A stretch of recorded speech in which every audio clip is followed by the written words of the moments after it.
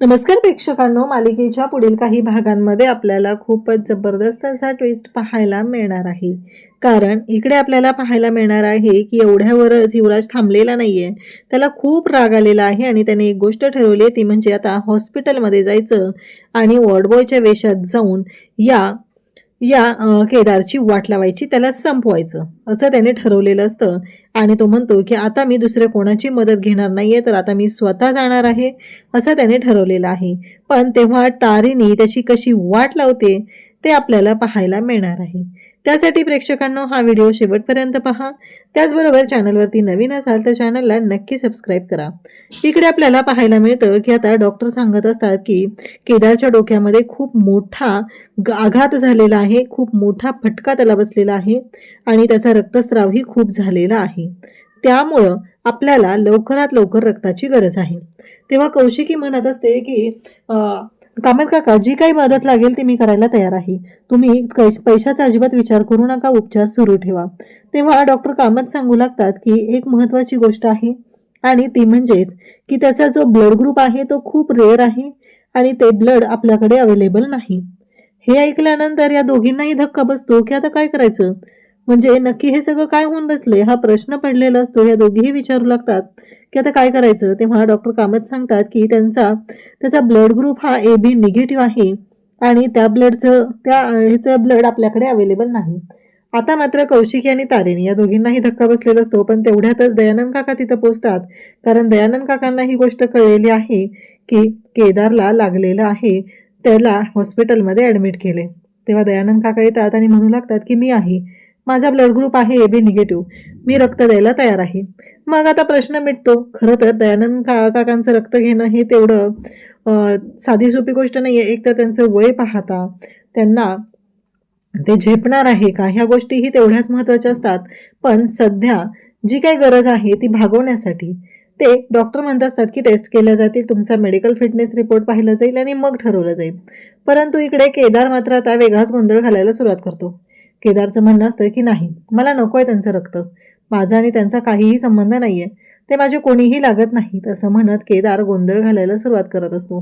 तेव्हा मात्र कौशिकी आणि तारिणी दोघीही त्याला ओरडतात. तारिणी म्हणते, तू गप्प बस रे, तुला कळतंय का काय चाललंय, शांत पडून राह तू, आता तुला आरामाची गरज आहे, तू आराम कर, आम्ही बघतो काय करायचंय ते, याच्यामध्ये तू पडू नकोस.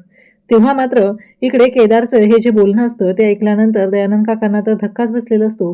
परंतु कौशिकी मात्र दयानंद काकांची समजूत घालत असते.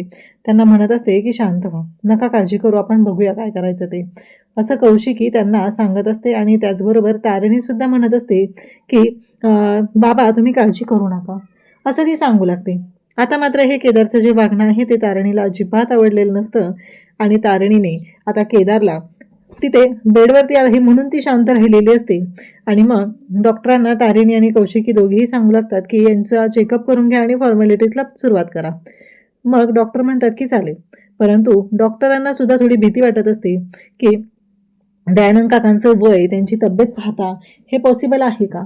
पण दयानंद काका आज मुलासाठी काहीही करायला तयार झालेले असतात. कारण गेली 25-30 वर्ष ज्या मुलाला आपण प्रेम देऊ शकलेलो नाही, त्याच्यासाठी काहीतरी करायची संधी मिळते, या गोष्टीचा आनंद त्यांना झालेला असतो. त्यासोबतच ते तयार होतात आणि इकडे कौशिकी तारिणीला म्हणतात की मला काही होणार नाहीये, मी आहे सुखरूप, पण माझ्या केदारला वाचवायचं आहे. मग ते तयार झालेले आहेत. तेव्हा डॉक्टर म्हणतात की चालेल. मग फायनली आता कौशिकी आणि तारिणी दोघीही तयार होतात की ठीक आहे, आता काकांची मनस्थिती जर असेल तर आपण काहीच म्हणू शकत नाहीये, असं कौशिकी सांगू लागते. तेव्हा तारिणी म्हणते की चालेल. मग आता दयानंद काका हे केदारला रक्त देण्यासाठी तिथं असतात.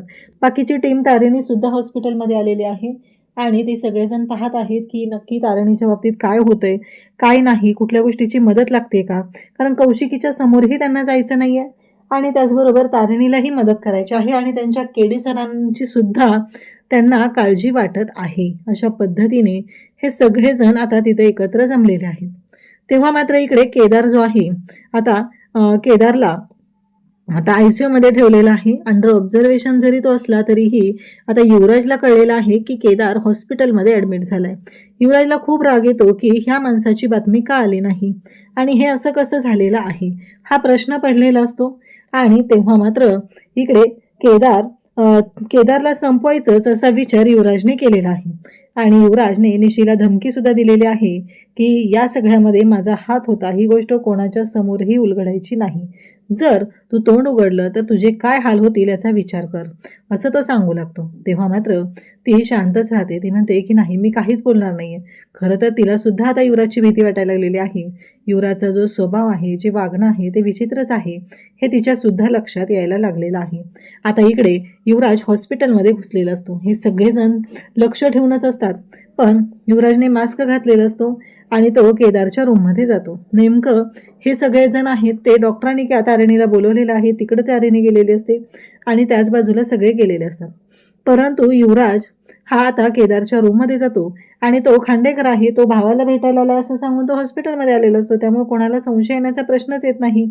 आता मात्र त्याने एक काम केलेलं असतं, ते म्हणजे केदारचा गळा दाबायला लागलेला असतो. तेवढ्यातच तारिणीला संशय येतो आणि तारिणी तिथं धावत येते. तारिणी अगदी रणरागिणीसारखी धावत आलेली असते. ती म्हणते की बाद झालं, तुला काय वाटलं? मला माहित नाहीये की आमच्यावरती जो हल्ला झालेला आहे, केडीवरती जो हल्ला झालेला आहे तो कोणामुळे झाला, या सगळ्याला जबाबदार कोण आहे हे मला माहिती आहे आणि आधीपासूनच मला माहिती आहे की तू केदारच्या बाबतीत काय विचार करतो आणि तुझ्या मनात काय चालू आहे ते.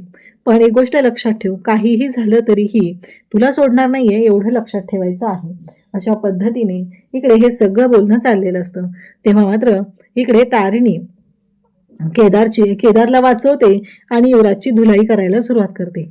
त्याचबरोबर युवराजला सांगते की आत्ता मी तुला सोडत आहे, याचा अर्थ असं समजू नकोस की तू काहीही वागला आणि कसाही वागला तरी तुझ्या गोष्टींना पाठीशी घातलं जाईल. आत्ता माझ्यासाठी केदारची तब्येत महत्त्वाची आहे आणि त्याच्या तब्येतीसाठी जे करावं लागेल ते सगळं करायची माझी तयारी आहे, म्हणून मी शांत राहिलेली आहे, असं तिने सांगितलेलं असतं.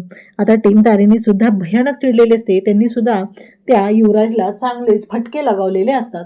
आता मात्र तारिणी म्हणते की मी शांत राहणार नाही, काहीही झालं तरीही या युवराजची वाट तर लावायचीच आहे, असं तारिणीनं ठरवलेलं आहे. तेव्हा मात्र तारिणी म्हणते की केळी बाद झालं, आता आता तुला बरं व्हावंच लागणार आहे आणि तेही लवकरात लवकर, कारण या युवराजची वाट लावण्यासाठी आपलं मिशन पूर्ण होणं गरजेचं आहे आणि जोपर्यंत या युवराजची वाट लावत नाही तोपर्यंत मी शांत राहणार नाही, असं तिने ठरवलेलं असतं. आणि त्यासोबतच इकडे आपल्याला पाहायला मिळतं ते म्हणजे युवराज आता घरी आलेला असतो. जणू काही झालेलंच नाहीये, पण त्याच्या तोंडातून चांगलंच रक्त येत असतं. तारिणीने त्याला चांगला चोप दिलेला असतो आणि दाखवून दिलेलं असतं की एक गोष्ट लक्षात ठेव, काहीही झालं तरीही माझ्या नवऱ्यापासून लांब राहायचं. आता कौशिकीला ही गोष्ट कळते. कौशिकीला खूप मोठा धक्का बसलेला असतो. कौशिकी तारिणीला म्हणत असते की काय झालं. तारिणी म्हणत असते की बघितलं का, आत्ताही युवराज इथं आलेला होता आणि त्याला केदारला मारून टाकायचं आहे. हे ऐकल्यानंतर कौशिकीला खूप मोठा धक्का बसलेला आहे आणि कौशिकी म्हणत असते की बाद झालं. दया काकाला सुद्धा याच गोष्टीचा संशय होता आणि याच गोष्टीची भीती वाटत होती. नक्की काय होणार आहे दया काकालाही कळत नव्हतं, म्हणून तर दया काकांची तब्येत बिघडत होती. आता मात्र तारिणी म्हणते की काहीही झालं तरीही या गोष्टी बाबांना कळता कामा नयेत. तेव्हा कौशिकी म्हणते की हो, असं म्हणत आता ही परिस्थिती सावरण्याचा प्रयत्न केला जात असतो.